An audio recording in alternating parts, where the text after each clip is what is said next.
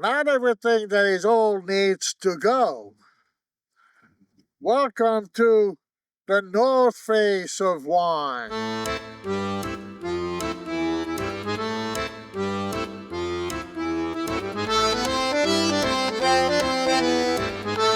Today, we dismantle the vine press I chose in the last few months. It's a beautiful 1930. It will fit absolutely perfectly here for this production. It's big enough. It's been renovated as well. It will be absolutely wonderful. And I promised the man who sold it to me that this is 5 generations already, so I'll put the name of his grandfather onto it. And then we revisit the stinging nettle brew, and I get a little bit more into details as to when that should be used in a scientific manner, and we'll explore also some of the product that I use in order to transition the experimental product I use for the transition between conventional vineyard to vitiforestry, and specifically for the vine's self-sustained activity. And then we'll get into a little bit of elderberry. And finally, I am inspired by the place where there is the least trees. I am inspired by New York City in order to where to plant the trees in the vineyard in the fall and for the year and for the next years. It's quite a journey. Come with me.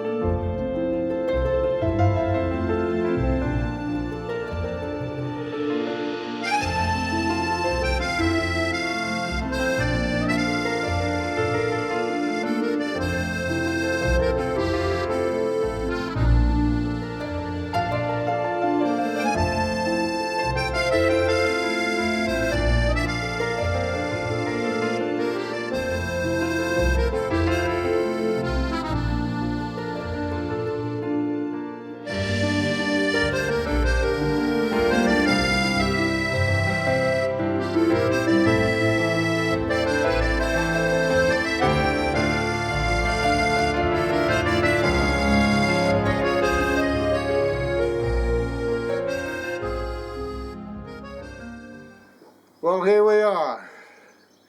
Harvest is only 5 months away at most. I've chosen a press, a wine press. And this one struck me, first of all, because it's partly rebuilt. It has a beautiful plaque. It was made in 1931. And the person who's selling it to me, this press was bought by his own grandfather, and the man is about my age. And it's about, so we're talking about 5 generations ago. 1931, nearly 100 years old. And it's in perfect shape, really. It's not too big, it's not too small. And I think it will do what it's supposed to do, which is press grapes. What to tell you, we need to take it apart. This piece here is probably 400 pounds or so. So I've been studying it to see how to take it apart. We're going to take this down first, and then, well, actually the other way around. We have 1, 2, 3, and 4 parts. That's the bulk of, that's the heaviest. And then we have the screw that goes all the way down. It's going to take us most of the day, but it will have a new life now. because vineyards where we are here in Montailleur is obsolete. There's no more. They do apples mainly, and there's no use for this, but it's gonna come alive again.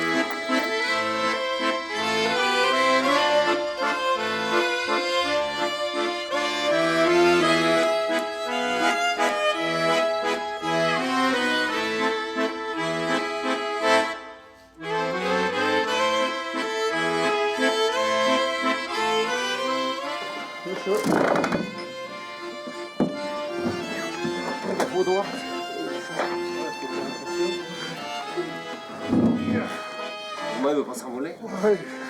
Oui, mais c'est pour faire moins de place. Now this is, as we are taking apart the press, Denis is looking around and finding all kinds of old tools. And this is particularly for the vineyard. This was a horse-drawn tool. The farmer would be here, this would go in between the rows, and this lever here would bring these hooks down and would scrape the soil in order to get rid of the grass. They hated grass at the time. We love grass now, but they hated it then. And I'm talking about grass that grows in the soil. And so this, yeah, I saw this when I was a kid. This is a plow. All this was still in activity. Imagine back in the 70s, some of this was discontinued, but some people kept the quote-unquote the old ways. They hated burning fuel at the time. And I remember one horse was, his name was Bijou. And every day at the same time he went to drink at the basin. We'll show you we'll show that as well. and I would stop at an old lady who would give him a piece of sugar, and then he'd go to sleep. Every day, every day. Old memories, but this is definitely obsolete, and not only the tool is obsolete, but the way of tending the vine is obsolete. Although some people continue the same thing.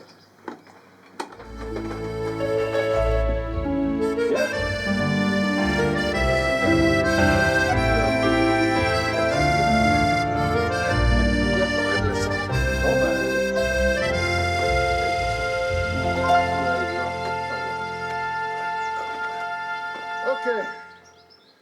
Wow.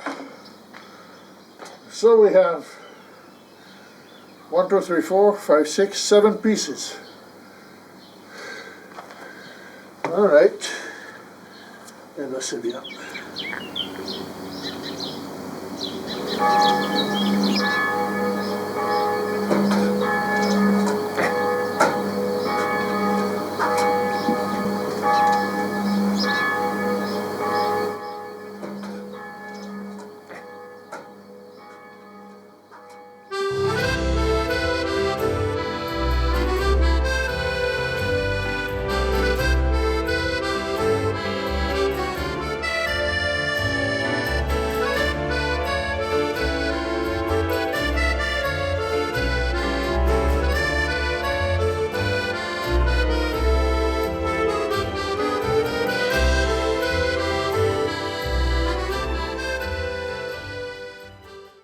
So we just took the press apart, and we're just marveling at the beauty of the surroundings.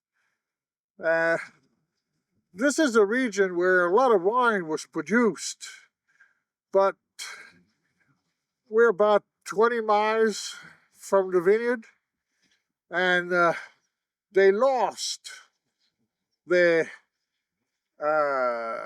appellation. It's supposed to be, they wanted to be appellation Vin de Savoie, but they could not get it, even though they are still in Savoie.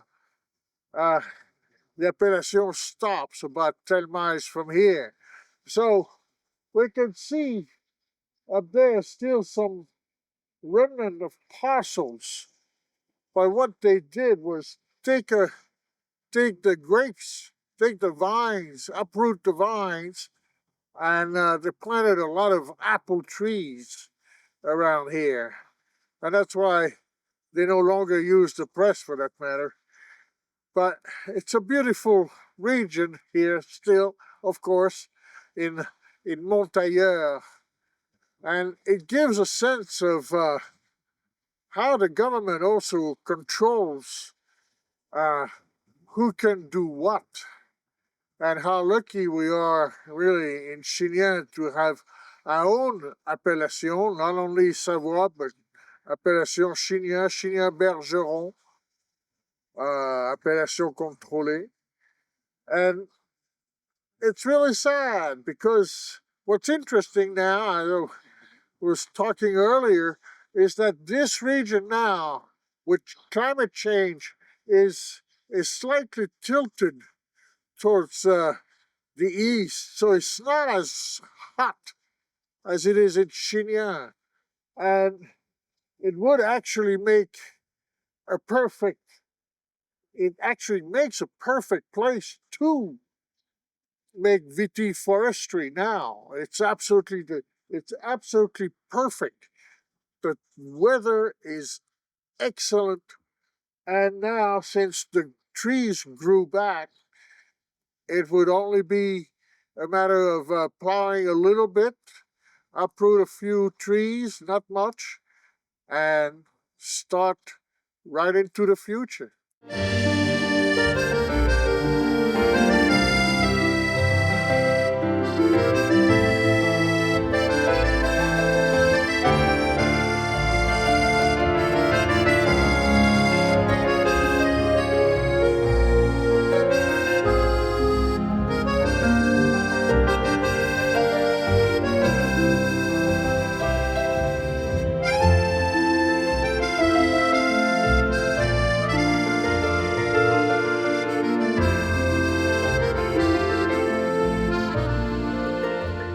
So, the transition, I want the transition of this vineyard into vitiforestry to be a scientific experiment as well. I've been a homeopath for 30 years. I sort of want to have start from A to B and to C and to D in a reflected manner. To that end, as I mentioned in previous episode, this is what I'm going to use essentially or solely to begin the transition from a vineyard that was already organic, but organic doesn't really mean anything. There's still a lot of treatment that go into them, to something that could be self-sustaining. We are in two different worlds here.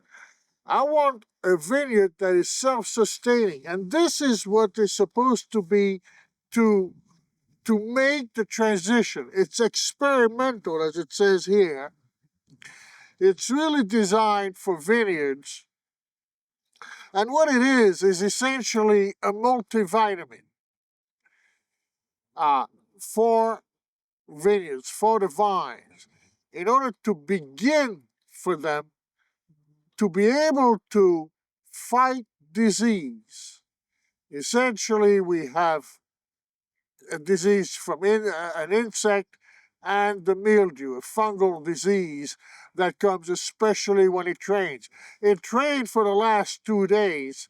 We're in the middle of May. It's quite chilly still, unlike last month. Everybody today was sulfated. It's a mix of copper and sulfur in order to fight the mildew. But mildew is really part of the soil. If we start combating that, if we kill mildew, a fungal matter, a mushroom, we don't know what else we kill. It's just like an antibiotic in the gut. We have no idea. Now, I will conduct some soil experiments and soil in order to find out what is the fungal, how much fungal matter I have in the parcel. Now, to give you a range of what it could be, generally nowadays, in your average vineyard, they find about 40 different fungi, whereas there should be anywhere between 8,000 to 10,000. You see the difference. You see what has happened over the years. Yeah, we can grow grape. We can do that. We know how to do that. We can kill the soil and put a fertilizer and it will go. But it will need huge amount of chemicals in order to survive and in order to produce properly. So that is the tradition. That is the order of what I need to do. This is what we need to achieve. So this is, for example, this is one example of the transition. Let's see what happened from last week. I haven't opened this yet. So this, I'm going to spray this. I'm going to spray this about 5 times a year. I've already done it twice. Now let's open the stinging nettle after a week. So let's open this. I haven't opened it in a week, as I said. There's a stink. Yeah, it smells like basically dead grass. And yeah, it's a pukey green, let's say. It's a pukey green. I'll push it down. And some people would say, well, you can spray this anytime. You can't go wrong, essentially. But that's not what it is. We can't go wrong. I'm gonna, well, pukey green and a lot of stench, I would call it, but a pretty bad diaper. uh, we're gonna go in the vineyard now. I'm gonna explain to you a little bit more of the scientific value of this, but at a particular time. Let's cover this up. And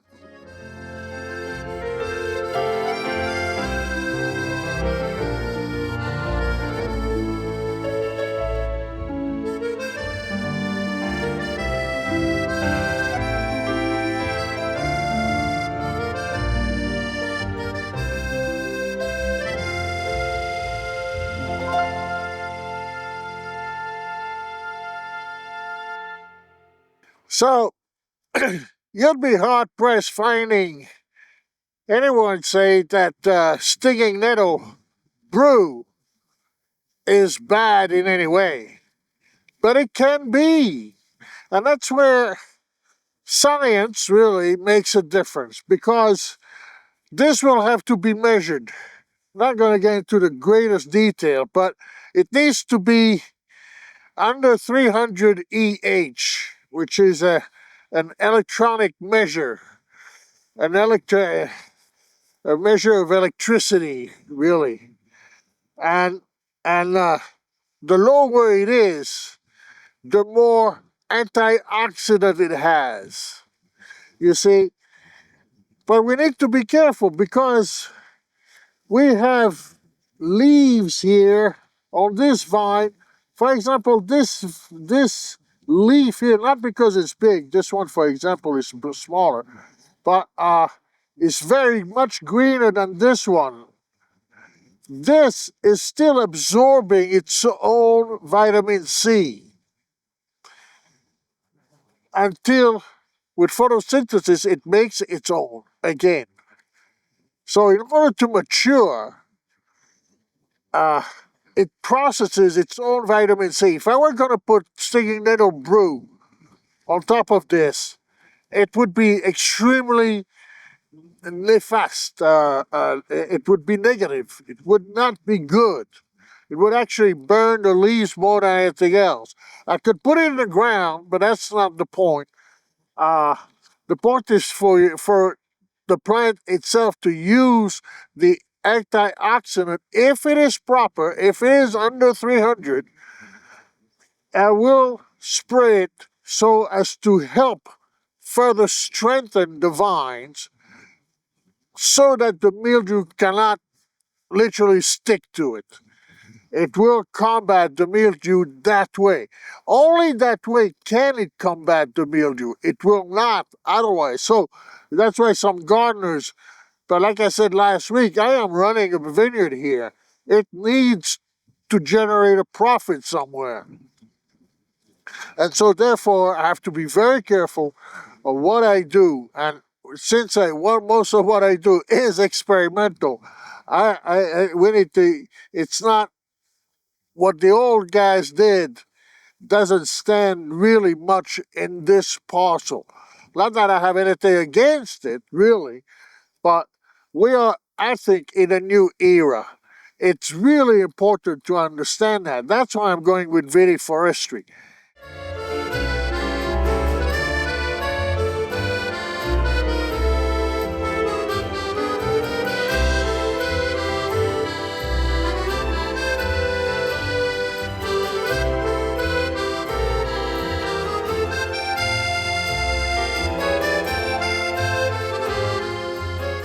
Let's meet the girls again. I mentioned before, we have Jacquère and Bergeron uh, in the vineyard. Two white wines. I want to show you the difference in the leaves. This is Jacquère. You see, it's very pointy. It's very pointy all over, really. And the bottom, the perfect grape leaf. You know, we have many paintings with those in the appropriate place. It's very pointy and very échancré over here, whereas the Bergeron is much rounder. You see? It's much rounder. This is totally round. This is the difference between the two. Here we go, like this, and like that. It's very round. Bergeron. It's a much smoother wine, much fruitier wine, far closer now to Chardonnay. And the leaf inspires strawberry for me. Don't know for you. And this one definitely maple. Maple. This is Jacquère, the leaf of the Jacquère, which is mainly what I have, which is low alcohol. That's what people look for now. Low alcohol, good production, by the way, and a very mineral taste, rather than this. The Bergeron is much fruitier. It's darker.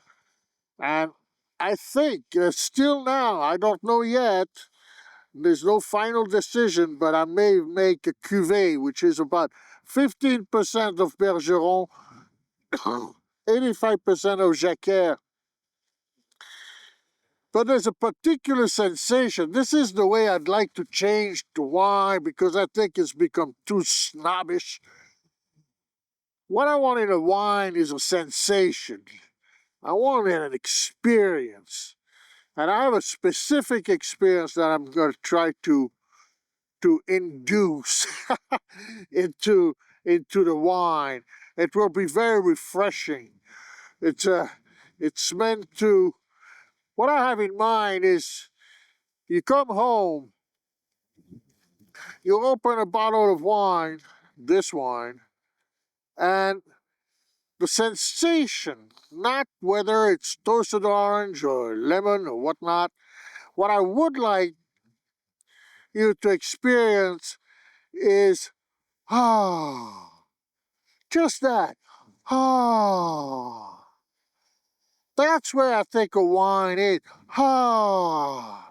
And you're ready to, and that gets you ready to have a conversation with your husband or with your wife, and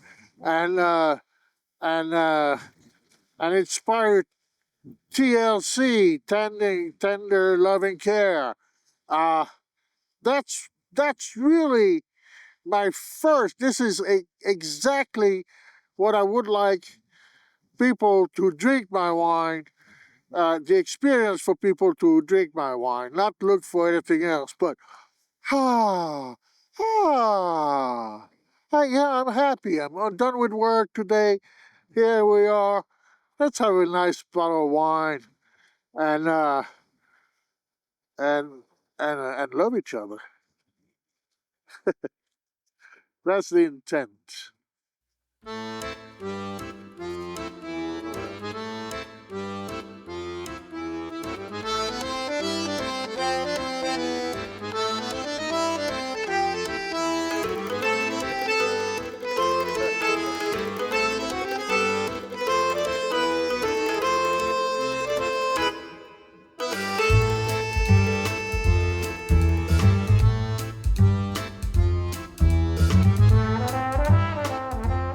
The grapes are beautiful. The grapes are beautiful. Found one of our friends, a little escargot, which is really a good sign. These guys were gone for a long time. An escargot, it's beautiful. I'll put it back. But, I mean, that really means the soil is very vital.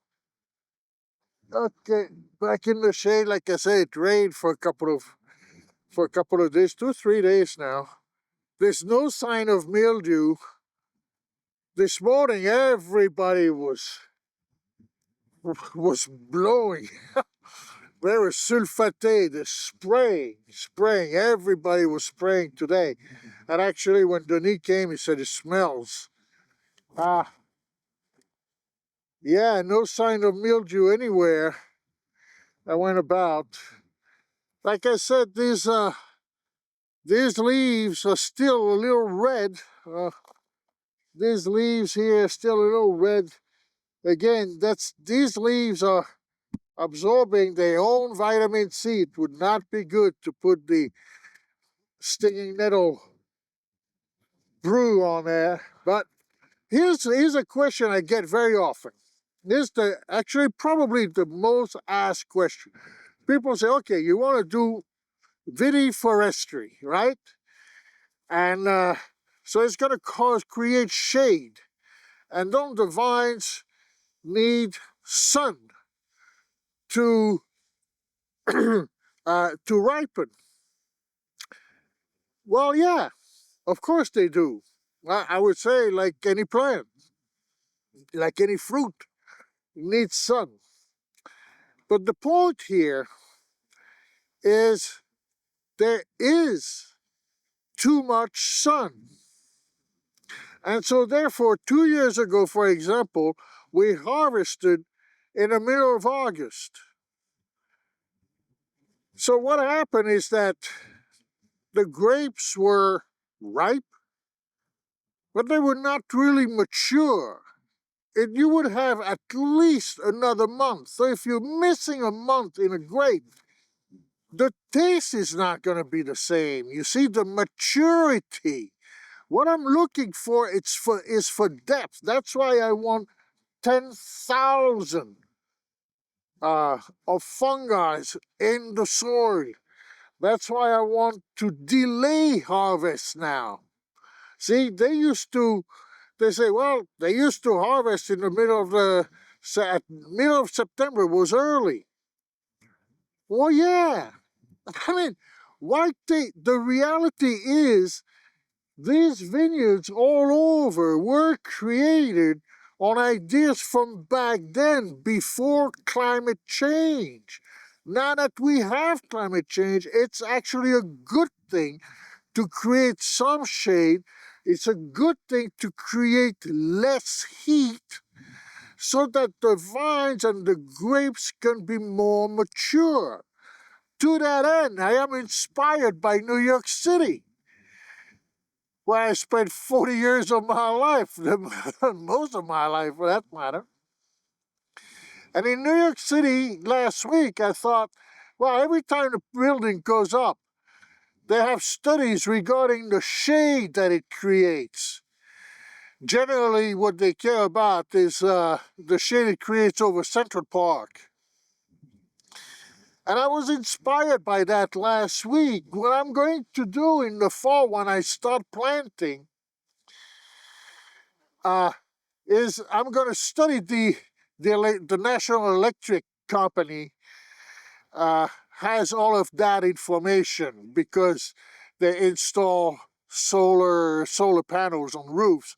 So they have all that information. So I'm inspired by that. I'm going to use the information to strategically plant the trees. So the tall trees will create shade, but it's not going to create shade all day long, you see. It's going to create shade at particular times of the day so that the vines are not stressed. That's really the key, and I think that's a beautiful idea. I mean, inspired by New York City, to do it that way. It's not going to be planted randomly all over the place. So, to that end, it's not going to be a perfect forest, an underwood, really. That's really what I'm not looking for a forest. I'm looking for an underwood type of environment. And that's what is going to, that I think will be the most efficient way of doing it. I'm going to plant about, at first, 100 pêche de vigne, peach trees, specifically from vines. They're smaller, they're much smaller and deeper, denser in taste. sweeter. And I'm also going to plant some chestnuts, particularly on the edges, and sureau, which what's it called in English? I don't recall. We'll put it elderberry. But in order to do that, I'm just going to use bouture. Bouture is when you take a branch and you put it essentially in water, wait for some roots to grow, and then put it back in soil, very fertile soil, and then in the fall we'll plant that as well. So all of a sudden, with very little investment, I think I should have about 300 trees planted in the fall.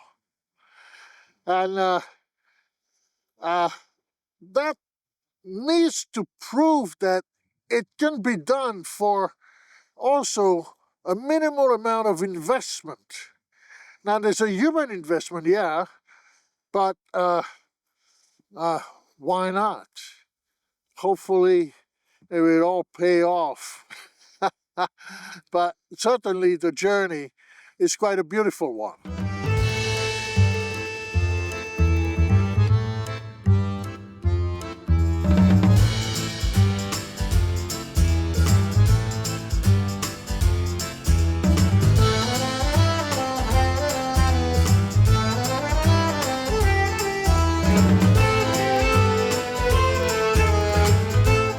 Thank you for watching. Don't forget to subscribe, put a comment, let me know what you think. I would appreciate that deeply. And next time, well, you will see me spray the experimental stuff completely safe for human.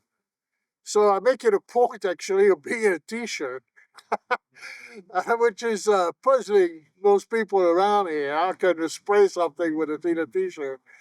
And then I'll get into what my profession is and how I'm going to apply it to the plant, which is homeopathy, an extremely controversial subject I'm used to since I was, and still am, a homeopath for the last 30 years. So don't forget to watch the episode. It will be possibly controversive. And don't forget as well, in vines we trust.